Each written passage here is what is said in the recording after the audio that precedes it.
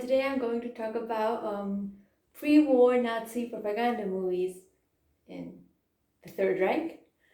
So first of all, I'm going to mention the propaganda minister. Obviously, if any of you know me, you're gonna know that I am just fascinated by Goebbels. He's just this evil genius who could have done great things, but instead chose to go down the Nazi path.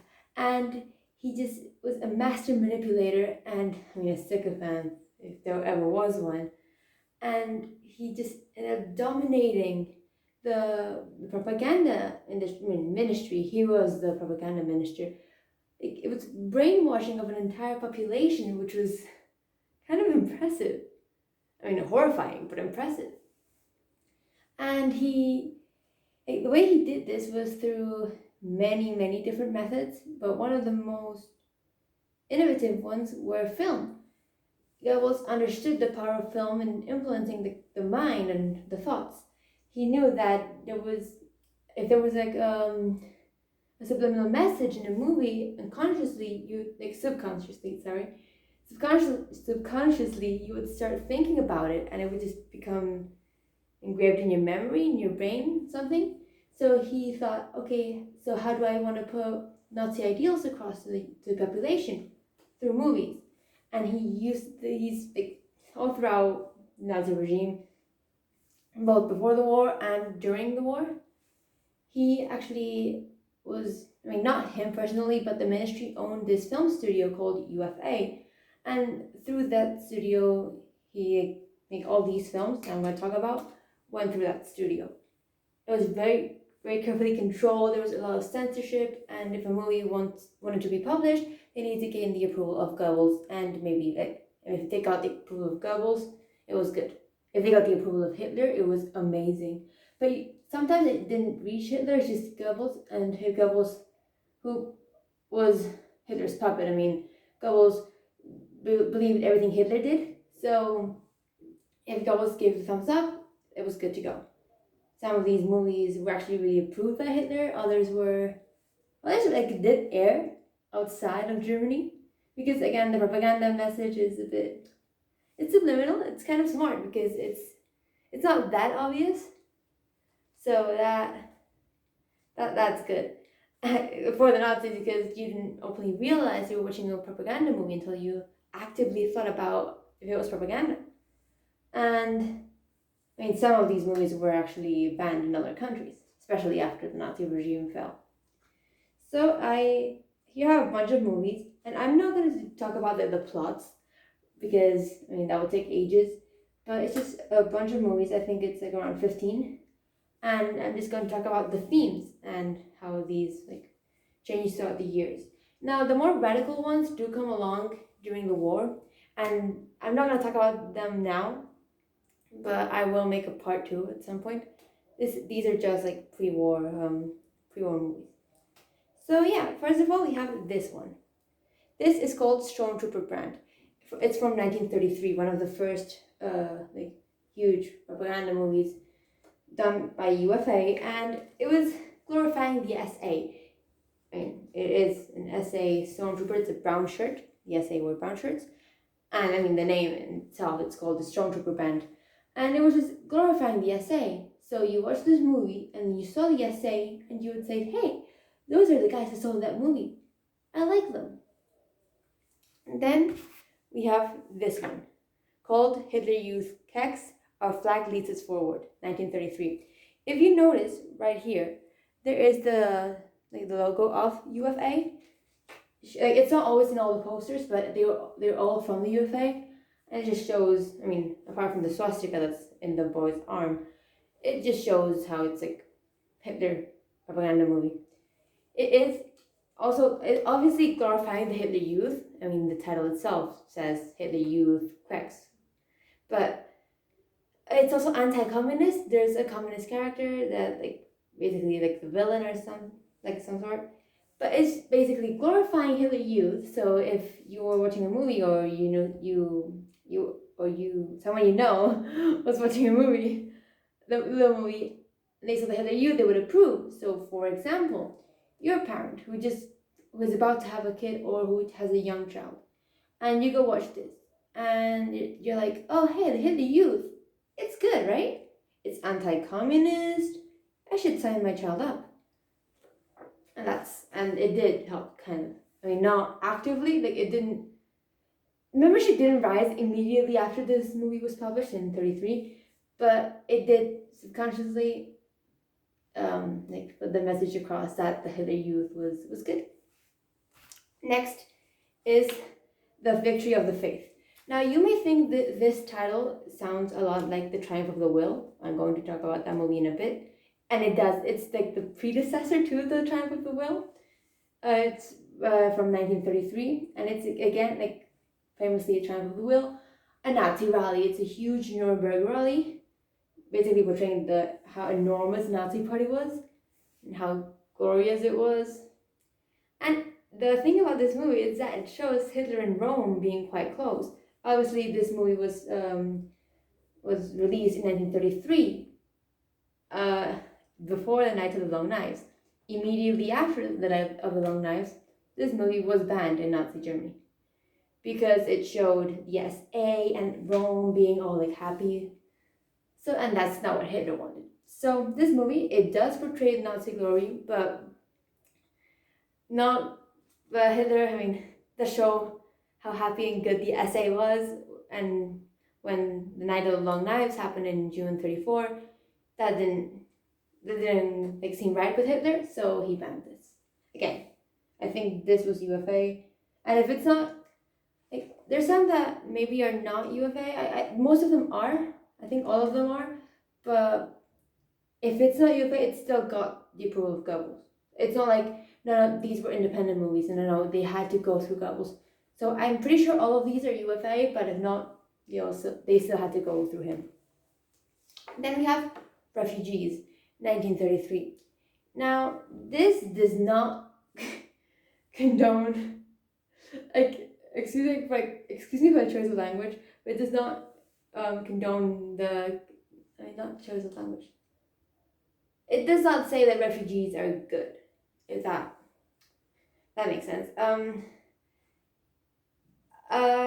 Yeah, it's just portraying Aryan supremacy, the idea of the Führer, and very, very anti-communist. Again, 1933, months after Hitler got to power, and they're already putting Aryan supremacy movies, Führer movies. Führer, when Hitler is just chancellor, and anti-communist.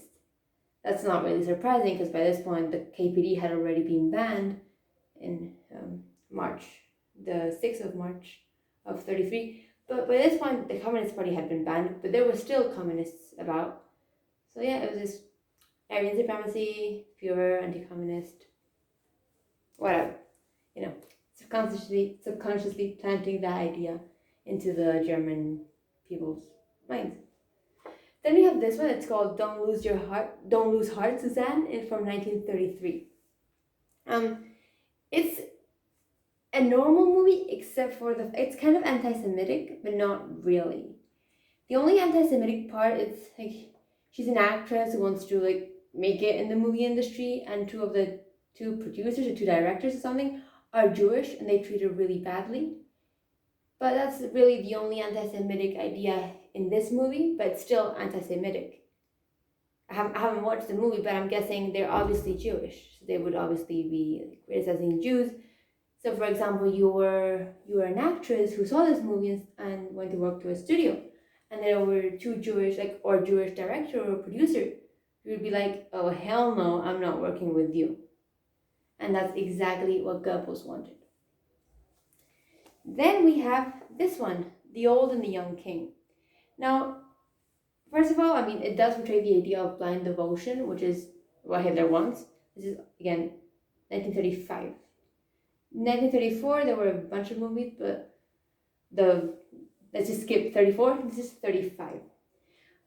It does portray the idea of blind devotion. By this point, Hitler was Führer, but also it's a history kind of movie. It's a historical movie portraying a Prussian king. Now, Hitler was a fan of history by the sense that he liked using history to his advantage. Like, setting precedents and saying, oh, look how glorious we were. Let's make Germany great again. But that's traditionalism, old ideas. That's what Hitler was a fan of. So that's like, this movie was approved by Hitler. And a fun fact, I don't know if this relates, but Goebbels did study history at university, so that was a good thing. But the history that Goebbels studied was tainted by politicians, because it wasn't true history. I mean, true history for the Nazis was history that glorified the Nazi regime and the Nazi ideals and fascism. Well, fascism was kind of a new idea, but extreme right wing. But yeah, this did, so that's what Goebbels did. Then the famous or infamous Triumph of the Will, 1935. Well, I don't think I really need to talk about the Triumph of the Will because it's one of the most famous propaganda movies of all time.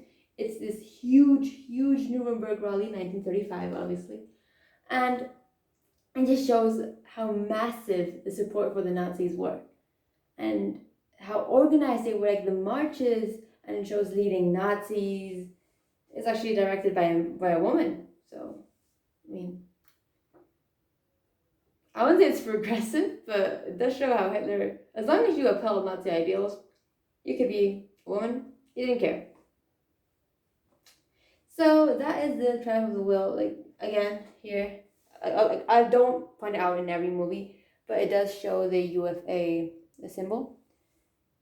And yeah, this movie was shown in other countries. Most movies were, because again, they weren't open propaganda movies. And most of the footage you see from Nuremberg rallies are from the Triumph of the Will and the Victory of the Faith. And those two movies, actually, if you look at them side by side, not shot by shot, but the script is kind of the same. It's almost the same idea, which again does make sense.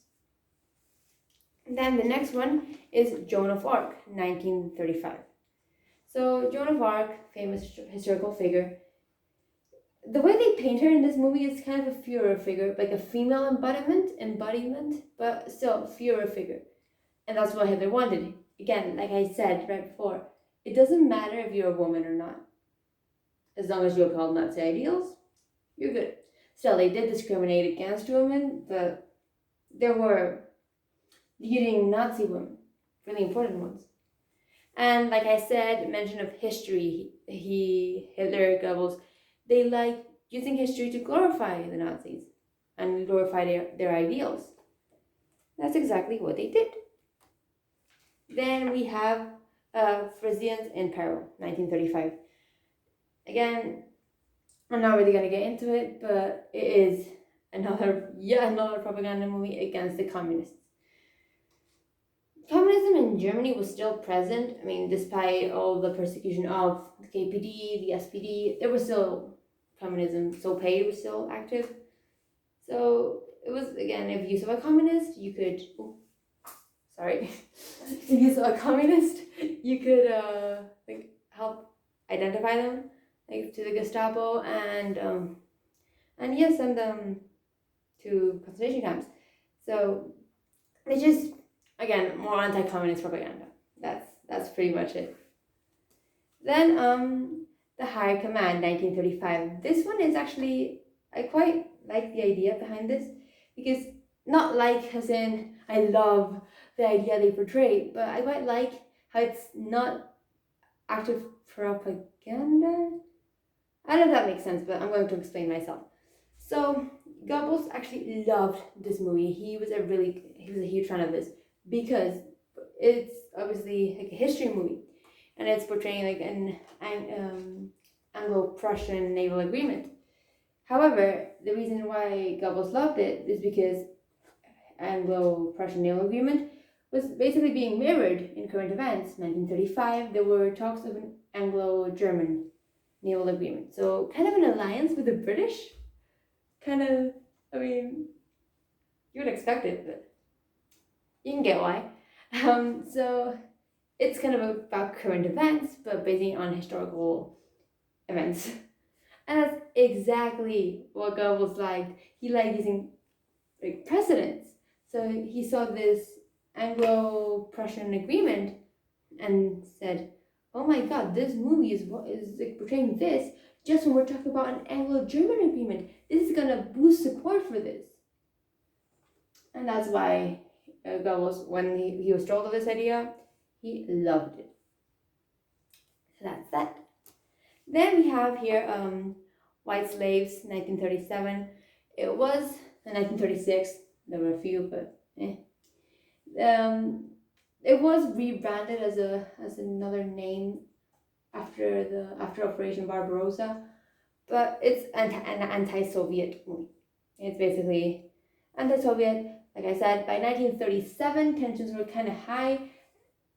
I mean, by 37, the whole, Anschluss was happening, but Hitler didn't openly say he wanted to attack the Soviets, but Soviets were communists, and the communists, Stalin, he wasn't stupid. He knew what Hitler wanted, and this was actually a response to a movie by a guy called Einstein, not the famous one. he was kind of famous, but he was a Russian, not German Einstein, and it was actually a response to that. It was like the movie was called Battleship, and that's Germany, UFA. They released this movie, basically showing how the Nazis were superior. And you can just see in the cover the huge tanks and just the sailors being all happy being there. So it's just German naval superiority. Not naval.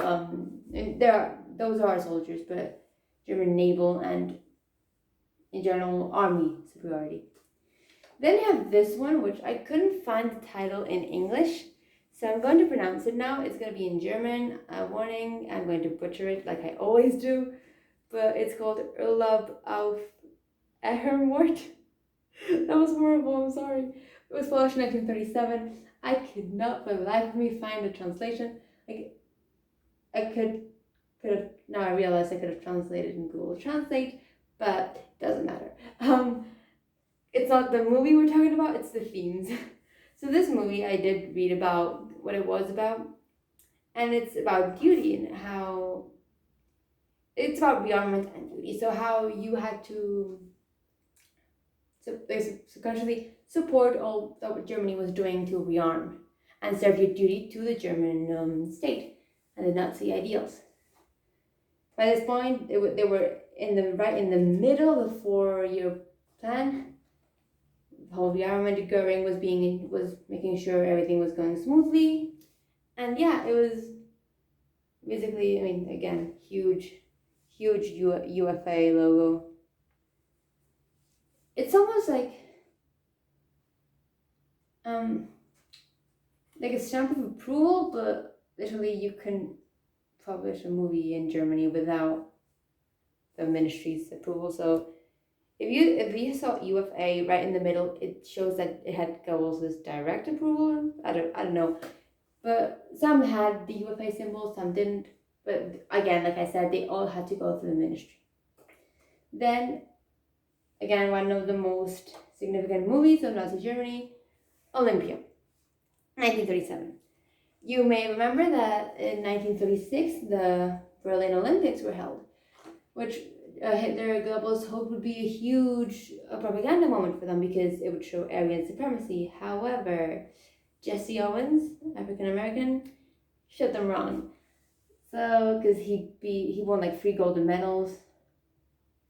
So it didn't show how only white, tall, blonde men, German, could win when an African American male could just stick the same thing. Like an American could just win the Germans. And it was kind of a failure, but Goebbels was smart. He knew how to bend this to his advantage, and that's exactly what he did with Olympia. Exactly. And that's basically glorifying the Olympics and the Nazis despite their obvious failure in the propaganda idea. So that's it. That's that one. And this one, the title, I think it's French. It's called Pour le mériter. because that's not German, like For the Merit, 1938. And it's a German movie, but the title's in French. I didn't read that much into it, but hey. And it's basically promoting militarism. I mean, again, UFA logo, but you can see the Luftwaffe. Luftwaffe was under Goering, and it did promote war, militarism, and it's just basically glorifying war. By this point, it was a whole Sudetenland, Czechoslovakia, and it was not far off from the invasion of Poland and the outbreak of war. So, yeah, by this point, 4-year plan, knee deep in it, and Goebbels knew he had to push for war. I don't know how involved he was in the idea, in the planning of the movie, but if he wasn't, let's say he wasn't, he would be presented with this movie. Like a director would be like, "Hey, I have this movie. I've already recorded it. Here is a movie glorifying war and the Luftwaffe and Nazi ideals." And Goebbels or someone in his team would watch it and approve it, and it would be published because that's what Goebbels wanted. He wanted the public to basically have the idea of war in their mind, because he knew sooner or later it would come. And last but not least, Robert and Bertram. This 1939, right before the outbreak of war, is the weirdest movie. It's a musical comedy, an anti-Semitic musical comedy, which I just found it interesting because other anti-Semitic movies like Der Jude or something, I forget the name, I always confuse it, but it's a mid-war movie, so I'll talk about it in another video. But they're more like serious, they're more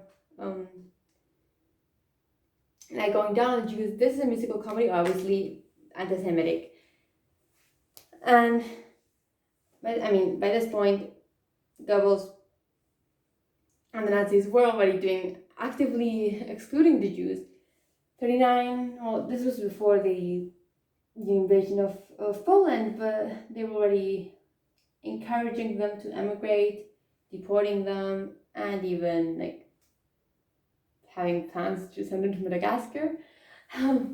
So yeah, that's like planting the idea in the German minds that they were planning on doing more things with the Jews. So by watching these movies and doing things that were anti-Semitic, just showed their support. And that's the whole idea behind the propaganda. That's pretty much it. So that's pre-war propaganda films. Again, like Goebbels had this ironclad, like he had a really deep hold on the German film industry. He dominated the film industry with his ministry. He controlled everything that went out, and everything. That's like propaganda movies. Obviously, there were other movies, with other ideals. I just picked some with which had posters, but there were more anti-Semitic ones, pro-war ones, quite a few. There were so many anti-communist ones, anti-Soviets, a few anti-British. There were literally everything. Others glorifying Hitler and the Nazi officials. What else? Blood and glory, and honor. Those three values. Holy grail for propaganda. Here's a tip: if you are a film director in Nazi Germany, do a movie on German honor, German ideals. By German, I mean Aryan Nazi ideals. Cast tall, blonde, blue-eyed men who were anti-Semitic, anti-communist, and anti-Soviet, and pro-Nazi. And in one of the movies, I think it's Refugees, this guy that's supposed to not portray Hitler but represent Hitler, he's actually blonde, blue-eyed, tall, but it's not how Hitler was. Hitler was short, or not short, but average height, kind of, with brunette hair, brown eyes. he didn't embody Nazi ideals, but the fact that they portrayed a Hitler representing figure as that, it just shows how like that people should see Hitler as just like with all the other movies, it's just like subconsciously putting these Nazi Aryan ideals into people's heads. These are all movies, 90-minute movies, even more, some less, some are like 30 minutes. Some of them are, I've seen mentions of movies that are 12 minutes or even less. These would be ideal for going to cinema. You would watch a normal comedy, no political message, nothing, no propaganda in the movie itself. But in the trailers, there was a ton of propaganda. And you would obviously be watching it. So you can deny the genius of Goebbels, how he knew how to manipulate exactly how he wanted the German population. And that's one of the reasons I'm just fascinated by him, because I mean, obviously he's an evil man who deserved a violent death. He deserved so much worse than he got. But he's an evil genius who could have done so much good. He could have helped create a very rich culture, but instead he joined the Nazi party and it all went downhill from there. And without these movies, who knows how, without the movies and of course the propaganda ministry, who knows if the Nazi party would have gotten to the extent it did. So yeah, that is pretty much it. Thank you for watching.